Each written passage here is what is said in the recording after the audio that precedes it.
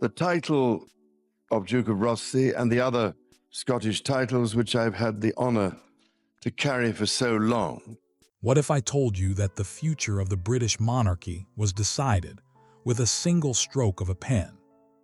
Behind a locked door at Windsor Castle, King Charles signed a decree that would change everything. No public announcement, no family vote, no warning to those it would affect most. And when the document was finally placed before William, Camilla, and the senior royals, the silence revealed something terrifying. Charles had already made the decision irreversible. Stay with me, because this story will change everything you thought you knew about the royal family. The pen moved only once, yet that single stroke altered the balance of the monarchy. Behind a locked door at Windsor Castle, King Charles signed a decree granting Catherine unprecedented authority over the future direction of the crown. No public announcement had been prepared. No family vote had been taken. And when the document was finally placed before William, Camilla, and the senior royals, the silence revealed something terrifying. Charles had already made the decision irreversible. Charles watched every face before lowering his hand. Catherine sat opposite him tense, while Prince William stared at the crimson folder. Queen Camilla remained rigid beside the monarch. Princess Anne and Prince Edward had surrendered their phones outside, and the aides waited beyond the doors. No one could slow what had begun. The room seemed colder, but nobody dared look toward the locked entrance. The king opened the folder and named the Royal Continuity Decree. This was a royal order designed to guide the monarchy through a transfer of power. By signing it, he appointed Catherine as guardian of the crown's future, giving her authority over royal standards, family representation, succession preparation, and working royals during any transition. The decree did not change who would inherit the throne. William remained the heir, but it placed his wife at the center of preparing his reign. William read the first page twice. Pride crossed his face, then vanished beneath alarm. His father had elevated Catherine without warning. She kept her hands locked beneath the table, understanding that the honor carried danger. Relatives with decades of service would now answer to her, and every decision could divide the family. Camilla broke the silence. She asked why the order had been drafted in secret, and why she had learned of it only after the signature. Charles set down the pen. The monarch said the crown could no longer survive divided loyalties, and the queen consort's expression tightened. Anne pulled the document closer and found a private appendix, an added section containing powers absent from the main decree. She asked when those powers would begin. Charles answered at once. They had already begun. Catherine opened the appendix. One senior royal's name appeared beneath restrictions covering access, duties, and influence. William saw it over her shoulder. Camilla saw his reaction. In that instant, the appointment stopped feeling ceremonial and became deeply personal. But before Catherine could understand why Charles had placed such power in her hands, she had to face the people who believed that power had been taken from them. The decree was written in formal language, but its consequences were painfully personal.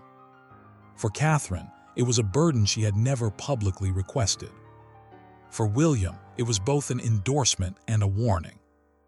For Camilla, it felt like a door closing without explanation. And for Charles, the decision carried the weight of a confession he could not yet make. Around one table, 5 royals confronted 5 different versions of what loyalty to the crown truly meant. Catherine left the room carrying authority she had never asked to possess. Years of discipline, duty had taught her how to remain calm during family crisis, public pressure, and private grief. But this was different.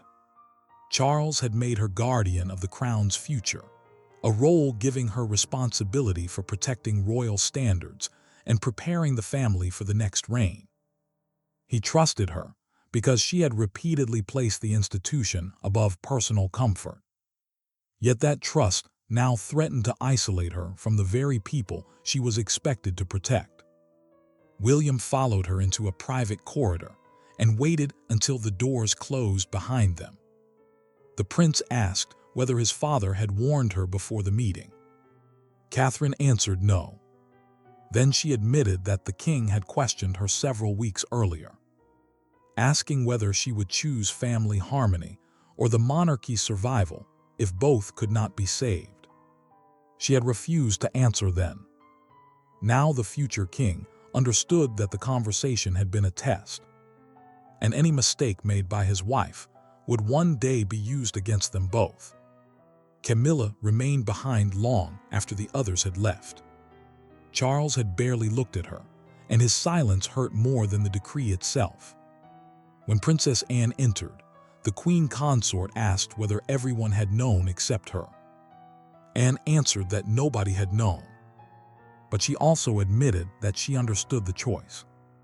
Catherine had shown restraint when others reacted from fear, and that honesty left Camilla wounded rather than reassured. The Princess Royal stayed beside her, yet neither woman pretended the resentment had disappeared. Edward finally broke the uncertainty through a documented briefing note kept with the signed order. Prince Edward explained that 2 constitutional advisors had witnessed the decree weeks earlier. These advisors were specialists who helped ensure royal decisions remained workable within the monarchy's established rules. Charles had not acted in sudden anger. He had protected the plan carefully, waiting only for the final signature. Catherine returned to the appendix and discovered her first responsibility. She would review every senior working royal's private privileges, including access to sensitive letters, royal residences, and future state planning. William saw her expression change. The prince realized this power had not been created only to prepare his wife for the future. Something had already gone wrong inside the family, and his father had built the decree to stop it from happening again. And the truth lay not in the document Charles had signed, but in the private incident that had convinced him the monarchy could no longer continue as before. Every royal rupture has a moment that appears insignificant until history looks back and recognizes the warning.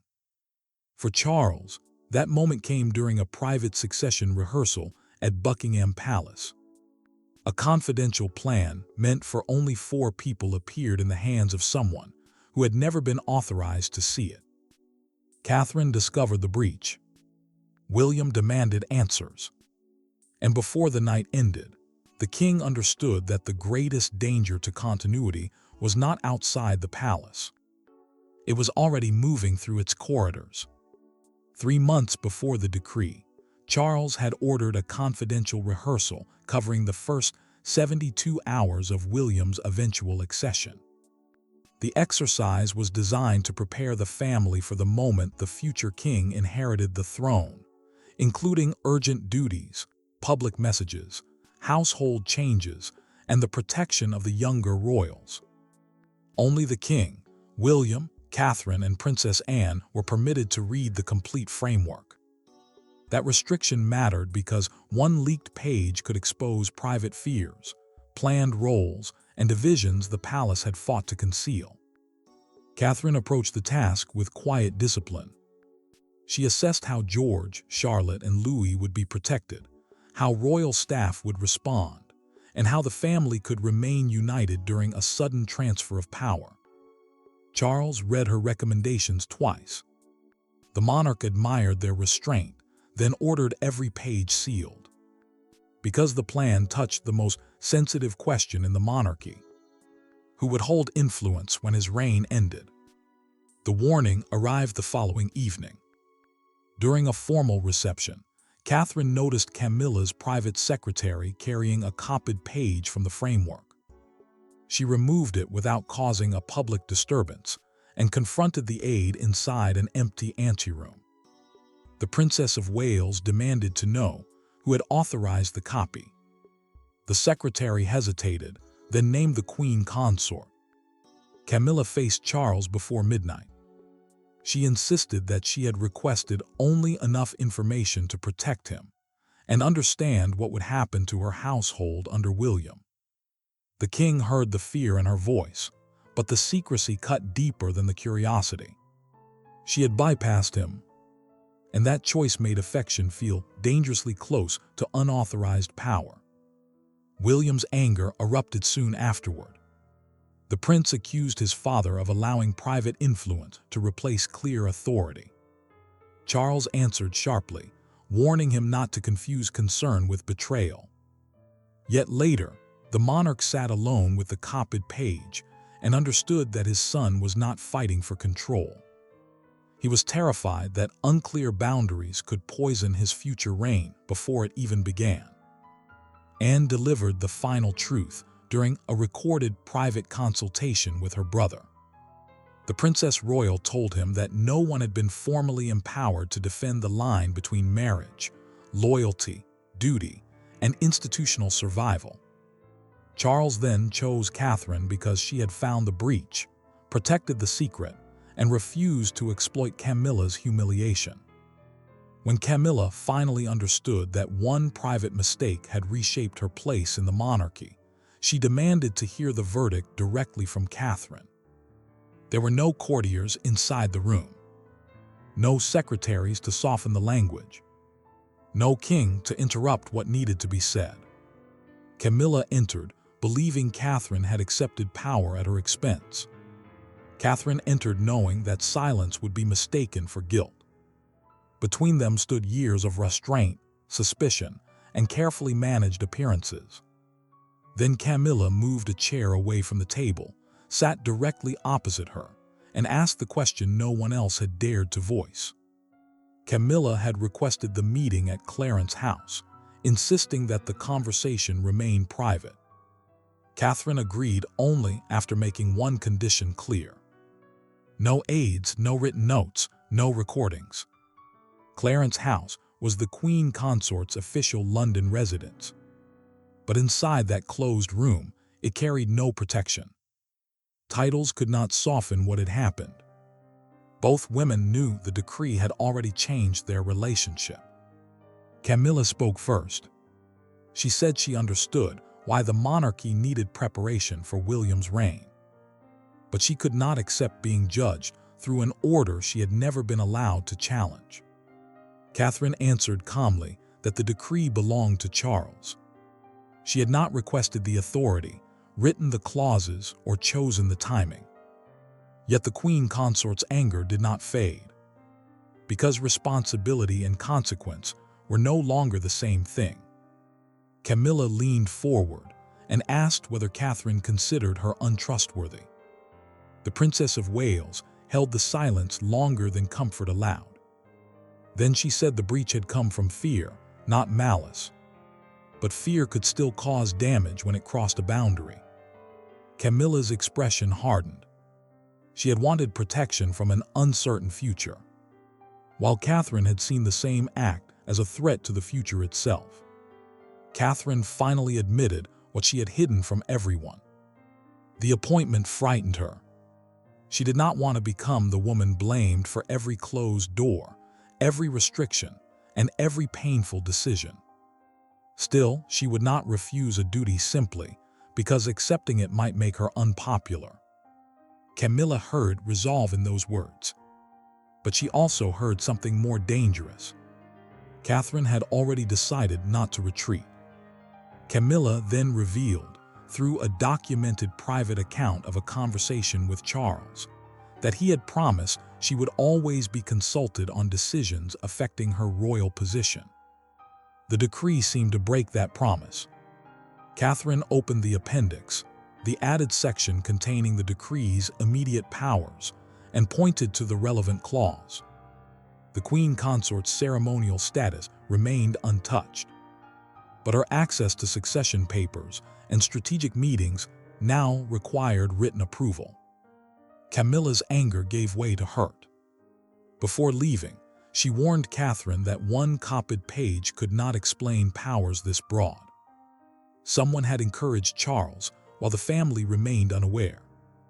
That warning forced Catherine to look beyond the confrontation and toward the small circle of people who had helped Charles turn private fear into permanent authority. Charles had signed the decree alone, but he had not built it alone. Behind its polished language stood weeks of private consultations, handwritten amendments, and one relentless argument. Affection could no longer determine access to power. Catherine began tracing the document's origins, expecting to find ambitious courtiers.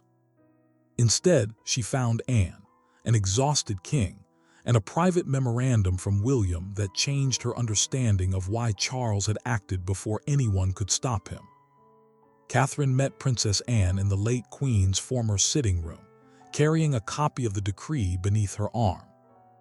The Princess Royal had chosen the room because Charles had first discussed the plan there, away from advisors and family pressure. Anne explained that the king had requested a framework capable of protecting stability without altering the lawful succession, the legal order deciding who inherits the throne. William would still become monarch. The new position existed to ensure the institution reached that moment without being weakened by private influence. Anne spoke with the certainty of someone who had challenged every soft clause. She had insisted that the guardian's authority be earned through duty, not granted by age or blood seniority. Catherine connected 3 generations: Charles's present reign, William's future leadership, and the lives of George, Charlotte, and Louis beyond them. That made her valuable. It also made her vulnerable. Catherine's composure broke when Anne placed a private memorandum before her. William had submitted it weeks earlier, arguing that his future consort needed clear authority before a national or family crisis erupted. The prince had never written his wife's name, but the meaning was unmistakable. He had helped shape the burden now resting on her shoulders. William faced Catherine later that evening. He admitted he had hidden the memorandum because he believed she would reject the role to preserve peace inside the family. The future king insisted he had tried to protect her from making an impossible choice. Catherine answered that protection without consent could become another kind of betrayal. He had trusted her strength while denying her the right to decide how that strength should be used. And then showed Catherine the king's handwritten amendment. It stated that the guardian could privately challenge even the sovereign when a decision threatened continuity. The role was not ceremonial. It gave her the right to confront the monarch himself.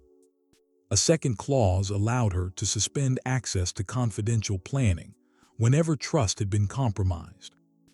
Charles had underlined 2 words in dark ink: without exception. Catherine understood the cost immediately. Her first review removed one royal household from the forthcoming Strategic Council. The decision reached Camila before Charles could explain it, turning policy into humiliation within minutes. The decree had begun as a safeguard on paper, but the first name removed from the council proved that Catherine's authority could now alter lives in real time. The monarchy did not feel different when the decree was signed. It felt different when the first door remained closed. Camila arrived for the Crown Strategy Council, expecting her usual place beside Charles, only to find her name absent from the attendance card. Catherine had approved a smaller meeting under the new security rules. Charles had allowed it. And as Camila stood before the sealed entrance, the humiliation of the decree became something far more painful than formal language.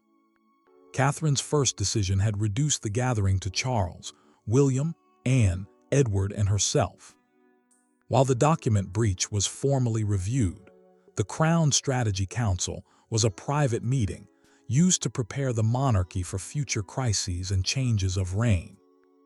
Because the discussion concerned succession readiness rather than public ceremony, Catherine believed every person inside needed unquestioned clearance.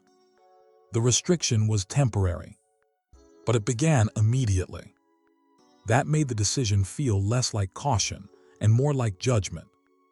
Camila read the attendance card without speaking. She folded it once, handed it back, and walked away with her dignity intact. Inside the room, Charles heard her footsteps fading along the corridor. The king did not rise. He kept both hands on the table and told himself that remaining seated protected the process. Yet every second of silence made his choice feel more personal. William noticed the strain in his father's face, while Catherine understood that the first use of her authority had already wounded someone. Camilla confronted Charles after the council ended. She asked whether being his wife still carried trust, or whether the decree had reduced their marriage to ceremony. The monarch answered that he loved her, but love could not become automatic clearance into every matter of the crown. The queen consort heard the distinction, yet it offered no comfort. To her, the closed door proved that affection and influence had finally been separated, and she had been left on the weaker side. Catherine then received a documented security review that exposed an older breach. Another copied paper had circulated months before the succession rehearsal, proving the recent incident was not the beginning. The earlier document concerned future residence arrangements after William became king. Staff inside Camilla's household had passed it between them because they feared losing their homes, duties, and positions when the next reign began. Catherine felt the entire crisis shift beneath her. Camilla had crossed a boundary, but frightened employees and uncertain futures had fed the secrecy. Charles had also avoided explaining what would happen, allowing fear to grow where clear leadership should have stood. The Princess of Wales realized she had been given power to manage consequences, while the king escaped the hardest conversations. For the first time since receiving the decree, Catherine stopped asking what authority Charles had given her, and began asking what responsibility he had tried to escape. Catherine entered the king's private library carrying the decree, but she did not sit when Charles invited her to. There were no lawyers, no household officials, and no family members waiting beyond the door. Only a father-in-law, a future queen, and the cost of a decision neither could undo. Catherine placed the document on his desk and told Charles that she would serve the crown, but she would not become the shield behind which he avoided painful conversations with his own family. Charles felt the accusation before he answered it. Catherine told him the guardian role could only survive if the family saw it as a stabilizing duty, not a weapon aimed at Camilla or anyone who disagreed with the palace. The guardian was the person charged with protecting royal standards and preparing the monarchy for transition. If that authority became linked with punishment, every decision Catherine made would deepen the same divisions she had been asked to prevent. The king admitted the truth slowly. Every attempt to discuss future boundaries had become tangled with marriage, guilt, loyalty, and his fear of appearing weak. He had delayed difficult conversations because each one threatened to wound someone he loved. Then he had signed the decree in secret. Hopping structure could solve what honesty had failed to confront. Catherine refused to let him hide behind that explanation. She said his secrecy had transferred the emotional cost directly onto her. Charles had given her authority, but he had also left her to absorb Camilla's resentment, William's anxiety, and the suspicion of the entire family. The future queen had been praised for her strength, while being denied any choice over how that strength would be used. Charles removed his glasses and stared at the decree. The monarch admitted that he had chosen Catherine partly because he trusted her to do what he had repeatedly postponed. She would enforce boundaries, demand clarity, and withstand anger. The confession made her furious. It also left her deeply saddened, because the man before her had not only appointed a guardian, He had quietly handed her his unfinished battles. Catherine agreed to keep the role, but only under two conditions. First, Charles would explain the decree personally to the whole family and accept public responsibility for every clause. He would never suggest that she had demanded the powers. Second, she proposed an independent household review, a formal examination by neutral advisors, so frightened staff could not manipulate access or leak restricted plans to protect their positions. Charles accepted. He signed an additional statement and summoned Camila, William, Anne, and Edward. That evening, Catherine sat beside him, no longer as the target of his decision, but as the person who had forced the king to own it. The family's private reckoning was complete. But by morning, the sealed decree had escaped the palace, and the country would give it a meaning of its own. At dawn, the secret became national history. Newsrooms abandoned their planned broadcasts. Palace gates filled with cameras. And Catherine's new authority dominated every conversation about the monarchy's future. Yet the moment that captured Britain was not a speech or balcony appearance. It was a single photograph of Catherine arriving at Buckingham Palace alone, carrying the Crimson Decree folder. While the headline above her declared that Charles had entrusted the crown's future to William's wife. The palace released Charles's signed statement before breakfast.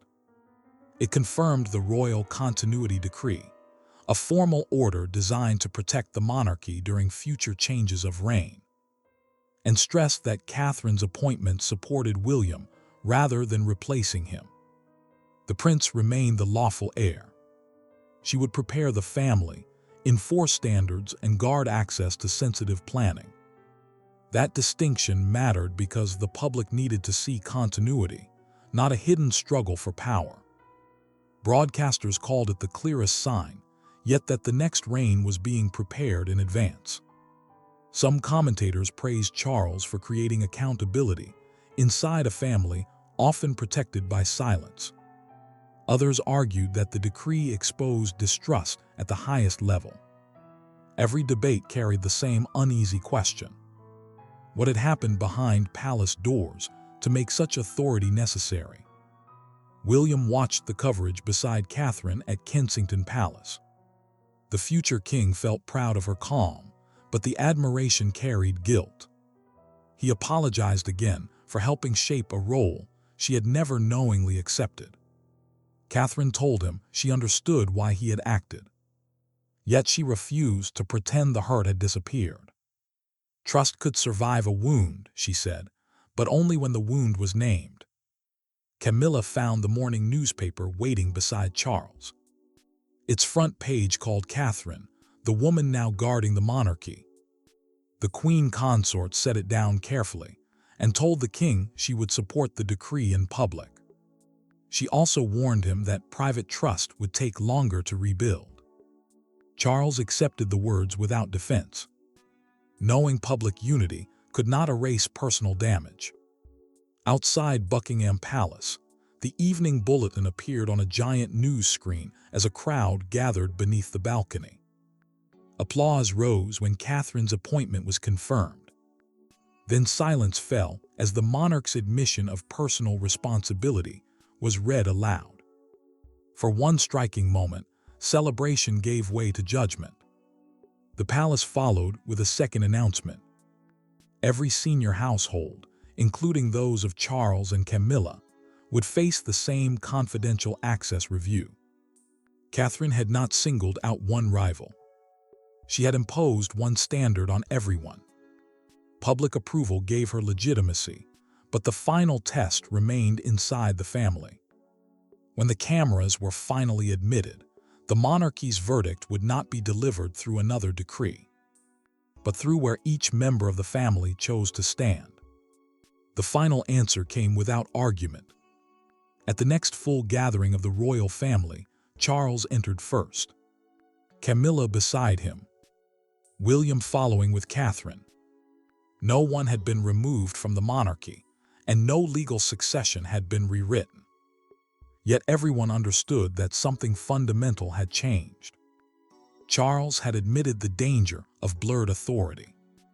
Camilla had confronted the cost of fear. William had learned that protection without honesty could become betrayal. And Catherine now had to decide what kind of power she would embody. Charles faced the family and accepted responsibility before anyone else could speak. The king confirmed that the decree had been his decision alone. He explained that Catherine's authority existed to prepare the monarchy for transition, enforce equal standards, and stop private relationships from overriding royal duty. A transition meant the period when power moved from one reign to the next. And every person in the room understood why that preparation now mattered. Camilla listened without looking away. Charles made clear that she retained her position, dignity, and ceremonial role. The queen consort had not been banished, replaced, or stripped of public standing. Her restrictions concerned confidential planning, and those limits would be reviewed under the same rules applied to every royal household. She remained beside her husband, but affection would no longer guarantee unrestricted access. Charles then turned toward Catherine and apologized for placing the burden on her without consent. The monarch admitted that he had trusted her strength while denying her a choice. Catherine accepted the apology, but she did not soften the truth. She promised to use the guardian role through consultation, written reasons, and restraint rather than personal judgment. Authority, she said, would never become revenge. Camilla approached Catherine after the address. The queen consort offered no dramatic gesture. She simply said that trust could not be restored through titles, but it could be rebuilt through conduct. Catherine agreed. Their struggle ended not with false warmth, but with an honest boundary both women could respect. William then gave his support through a recorded family statement prepared for the official account. The prince declared that Catherine's authority did not come from being his wife. It came from discipline, discretion, and her willingness to challenge even Charles when the crown required honesty. Charles placed the crimson folder into Catherine's hands. She closed it, passed a copy to Anne for safekeeping, and took her place beside William. Camilla remained beside the king. The new order was not built on banishment. It was built on responsibility. The signature that first divided the room ultimately gave the royal family something secrecy never could. A clear boundary, an honest reckoning, and a future Catherine was finally prepared to protect. So now you know the full truth behind the royal continuity decree. You know what Charles signed. You know why Catherine was chosen. You know what it cost. But what happens next involves someone we haven't even talked about yet. And that story might be even more surprising. If you've made it this far, hit like. Because stories like this don't stay buried for long. Drop your thoughts in the comments below. Should Charles have given Catherine this power, or did he go too far? Subscribe so you don't miss what comes next.